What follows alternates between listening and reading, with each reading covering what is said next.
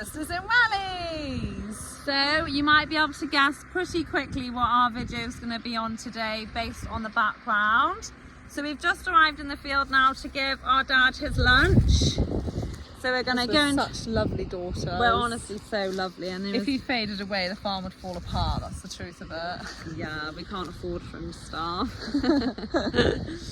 So yeah, we're going to go down to him now, have a chat and find out what he's doing. Let's go.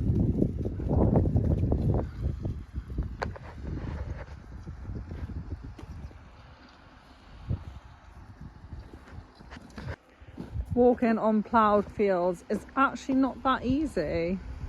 No, like I thought, let's go see him. Poof, and then it's taken us like 10 minutes to get there. If we're not careful, he'll be finished. Here he comes. We all have to guess whether or not he'll stop for me to get on, or will he make me walk to the end?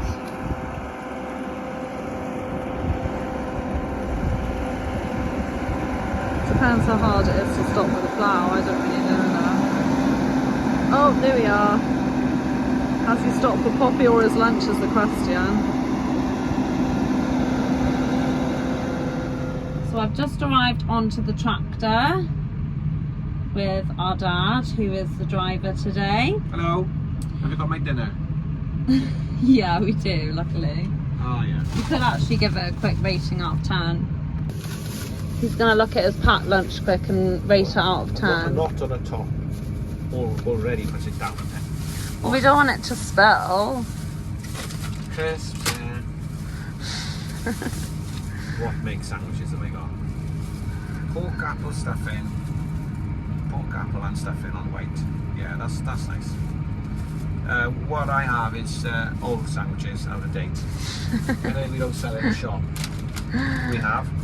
You just risk the food poisoning. Yeah, and you know I like Oasis real fruit, which is okay. I rather tea, but and a Boost is probably my favourite chocolate. I need a Boost. So out of 10, I'll knock one off of the bag. God, yeah, but you're not eating the bag. Okay, I'll give it pork cocktail. Quite like pork cocktail. Bear in mind. 7.5. Oh, okay. That's not bad. Well, if I had that in You the haven't restaurant, got I'd put it tea. as 2. Yeah. Tea, Considering you could have like a bacon yeah, roll. okay, I'll put it on 6.5. Oh. At least 2. Alright, this is the first field you've come into. Yeah. So if you firstly just start off by telling us what is ploughing. Plowing is basically turning the soil over so that what's underneath is on top. We do it about every 5 to 6 years in general on silage fields and things like that. Maybe a bit longer.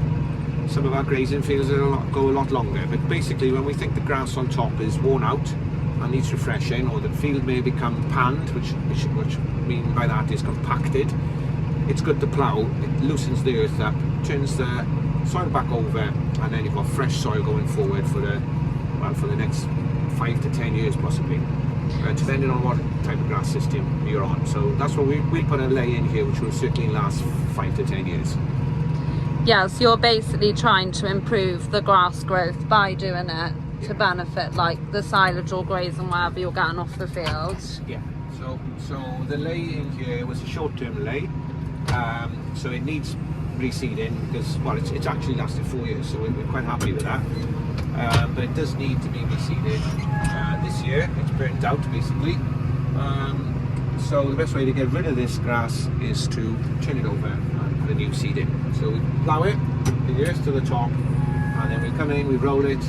We call what's power harrowed, which means level it and break it down even smaller. And another machine will come in and drill the grass seed into it, or sprinkle the grass seed really on the top. Roll it again, and then your new grass, all you need is rain. And we do need rain because this is really, really dry. This is probably as dry as I've ploughed for a long time. So as well as benefiting then the grass growth, it is actually good for the soil itself to have a bit of like a boost and a rejig, is it? Yeah, you know, you're taking, we feed the ground well, but you are taking the soil, turning it over, fresh soil, you know, ready to go. You know, if we need to put lime on and things like that, now would be a good time. We don't need to because our lime levels are good. But yeah, you bring in the fresh soil up, you bury in the old ley, which is the most important part, under the soil. That will rot down and that will actually feed the ground and bring nitrogen back into the new crop. So that rots and produces nitrogen and feeds the new crop. So that's what we're doing also. So you can just about tell in this field there is a layer of muck over the old grass then. So you spread that. A couple of weeks ago, we had a really massive pile of muck we put over there over the last 12 months really.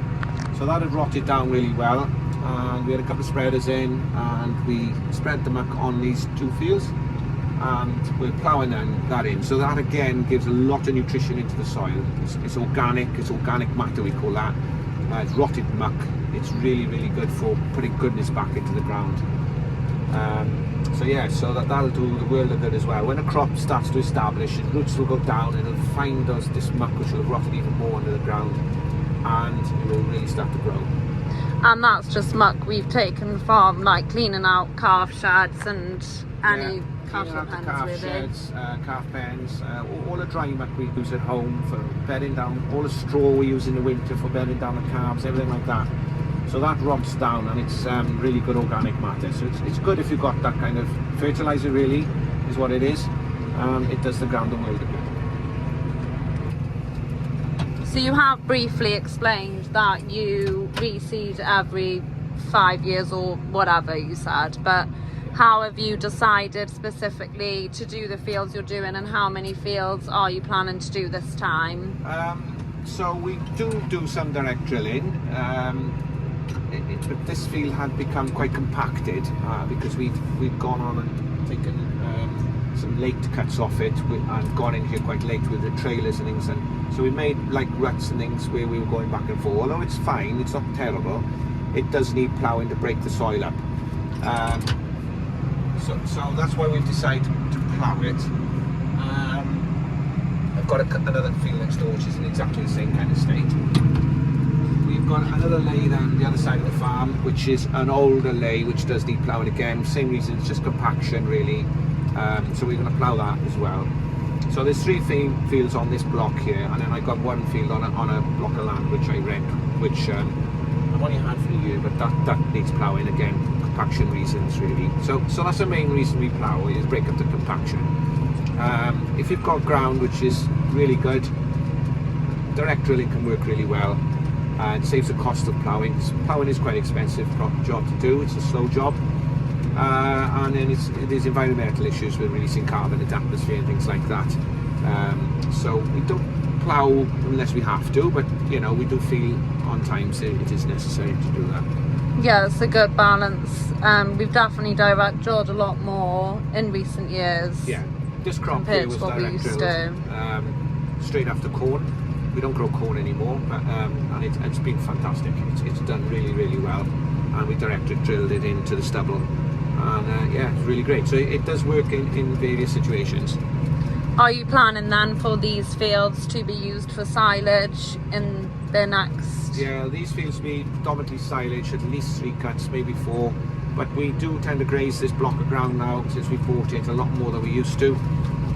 So sometimes we go for 3 cuts and graze the latter cut, and that works really well because cattle put a lot of goodness back into the ground as well by dunging on it, and their poo is a bit like the muck we've spread. It's very valuable to the ground.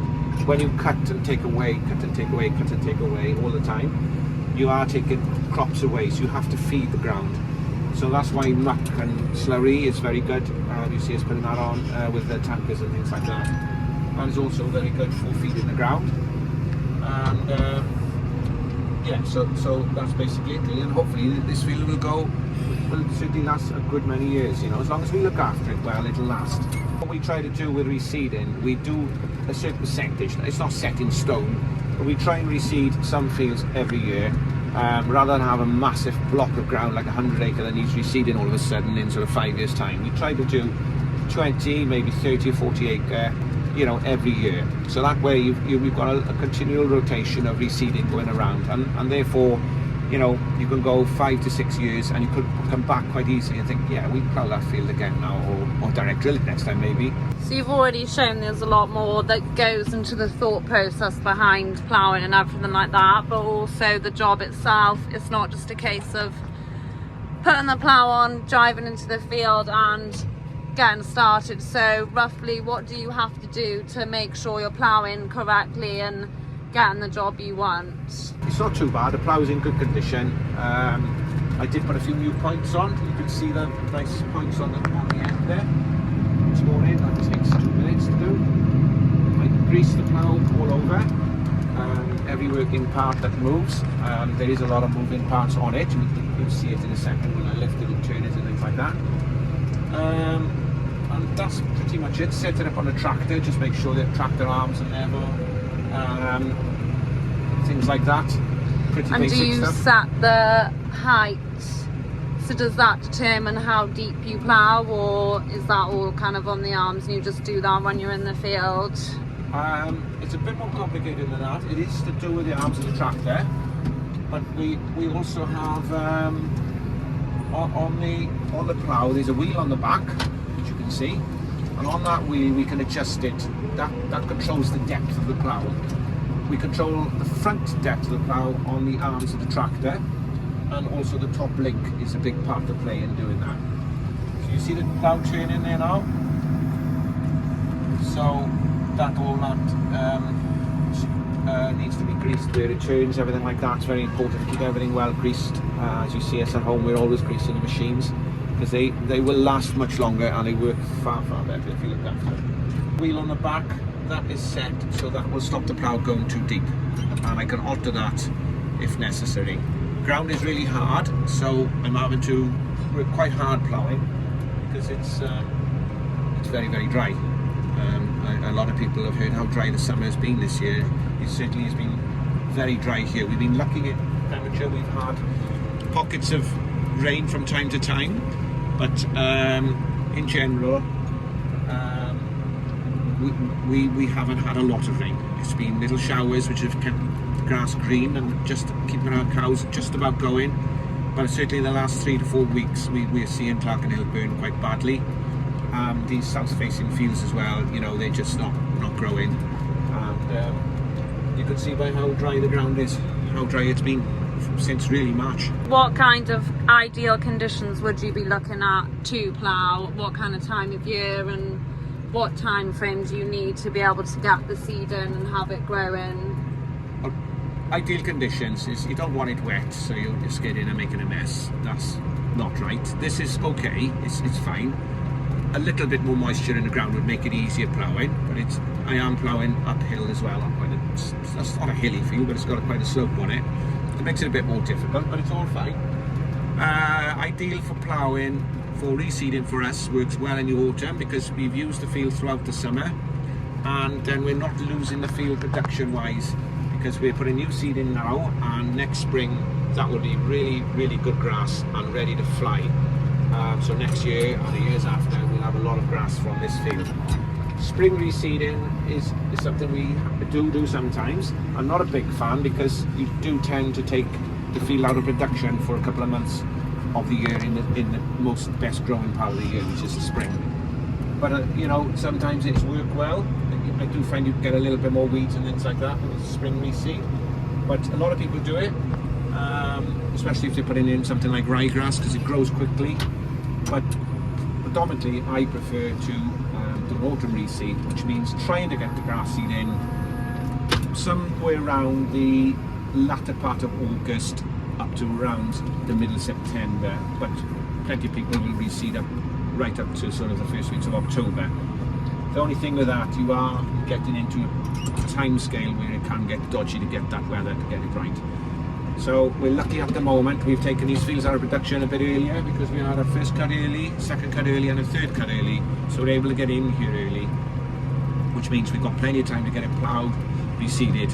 So I'll be aiming to put the grass seed in this in about 10 days to a fortnight, which should be ideal, and then hopefully we'll have a nice bit of weather, bit of rain, and it'll fly. We'll have a really nice cropping here in the spring. Yeah, because as you've briefly mentioned, and we won't go into too much depth because hopefully we'll be able to film it, but there are quite a few steps now until you actually get to the point of finishing the job ready for it to grow. So does it matter then if you get a bit of rain in between, or would you like to kind of have it all done over a dry spell? No, with the weather we're having at the moment, if we had rain, you would never know an hour later. But yeah, ideally, you know, it doesn't matter if we have a bit of rain, as long as we have 3 to 4 days dry, continuous, we would be able to power harrow this and drill it quite easily. Getting the ploughing all done is a big part, and then it's literally a couple of days and we could get it done. The more acreage you got, obviously the more time you need, but that's why we're ploughing now, giving us a nice bit of time. So my plan is to get some of it ready, some of it in, and the rest will be ploughed a little bit later on, and that will be got ready then in a couple of weeks' time. So yeah, so you got to grab the moment, but I wouldn't put grass seed in till I know there's more rain sort of in the forecast as well, because it could just sit there for weeks and that doesn't do a lot of good either. Just do a reversible plough, because you can turn the furrows over and go back where you came. So I don't know when that was invented, but you know, it is a great plough. You know, I started ploughing with a traditional plough, which you had to plough one way, and you used to open up the field and then go back and forth, and you had fours and all sorts of things to cope with. But it was a good invention. This is just a different level, really. I'm in the same depth. Got the skimmers, which are just taking the tops off the grass so they get buried under the furrow. I go to speed which is sensible. I would go a little bit quicker than this if it was a little bit less dry, but I just feel on this slope, because I'm ploughing uphill as well, it's probably where I'm happy to be. Ploughing at about 6 to 8 inches as depth, so if I plough too shallow, the plough won't turn the furrow very well, so it needs to be around 8 inches to do that. And yeah, it's all set up quite nicely, it's gone along fairly well. I'm not a match plougher, but you know, I'm just trying to reasonably tidy. It is nice to plough tidy, because you're driving on these fields for 3 or 4, 5, 6 years with the harvesters, mowers, rakes, and the smoother the ground is, the better it is for everyone. So ploughing is a big part of getting that right. And then the following processes after, like rolling and power harrowing, are very important as well. So we can see your front wheel is always in the furrow. So that's just keeping you at the right level and all in the right direction, is there? Yeah. So you always have one wheel in the ditch then. You line it, you wheel up, you drive into there, and then you just basically try and keep your tractor plough in a straight line as much as you can. Where you drop it down is important, and when you pick it up is important, because these are called the headlands, where we turn, we plough them afterwards. And if we drop the plough down in different places, if I drop it back there, then on here, that will become quite uneven, and then when you're trying to plough the headland, you'll have a bumpy headland, and there's nothing worse than that. So trying to pick the plough up and drop it down in the same place is very important, and then, as I say, you'll have a better headland at the end of it. Is there a certain technique to that? How do you try and make it as accurate as possible? Some farmers will put a headland mark down with the back of the plough, just open up with one furrow so it's a line, and then use that. I use the hedge, so when I'm coming into the hedge, about a foot away, I pick the plough up, and then when I turn around and come back, I know from just experience where to drop the plough down. So, but yeah, a lot of farmers put a headland mark in. I'll do it that way.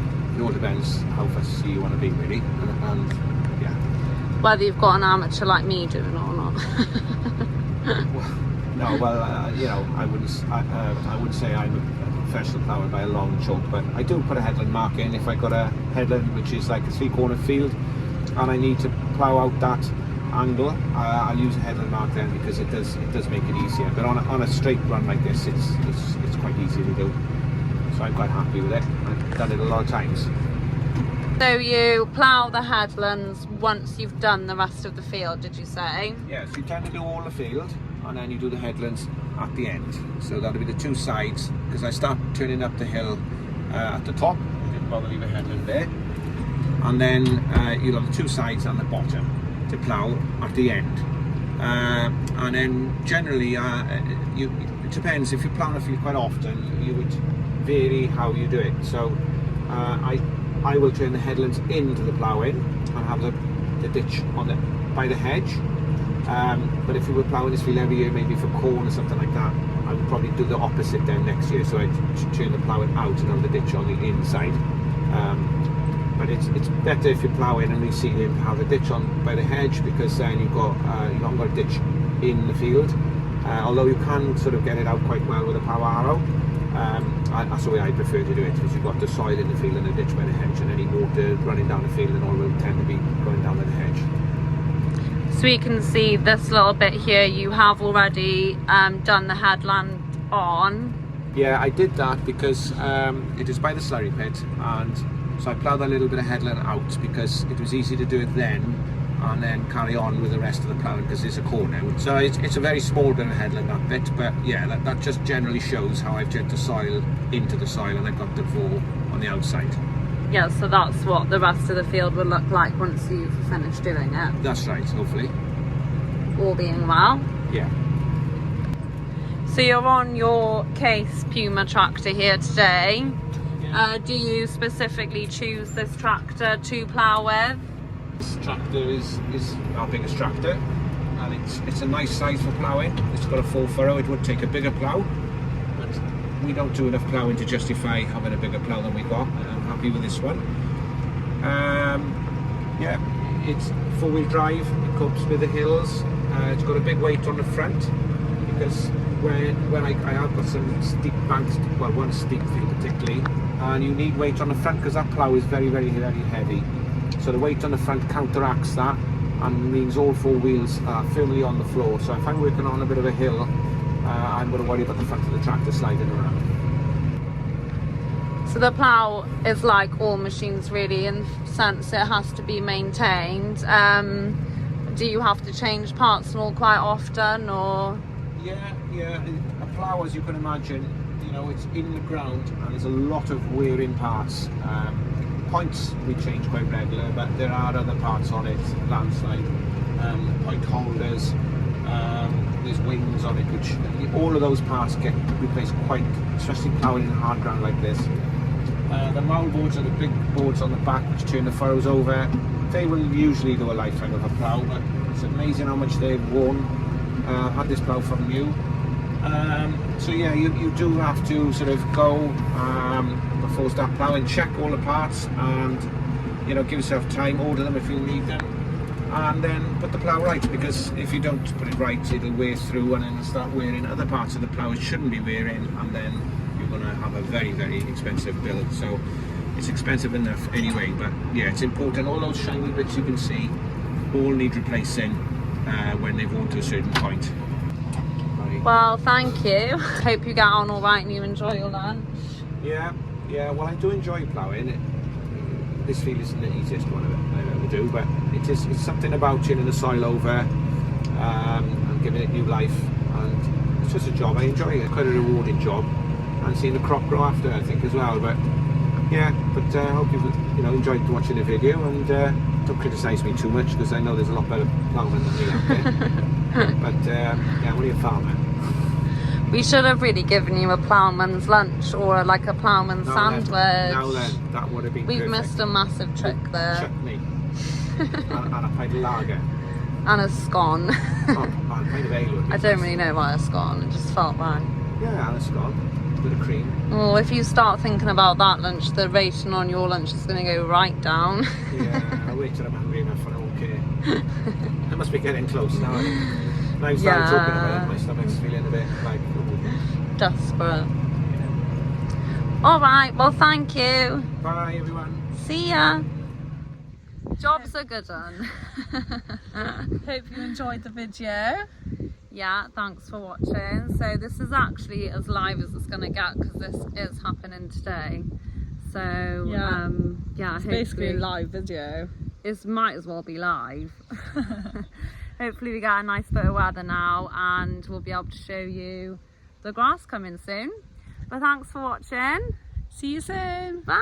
Bye.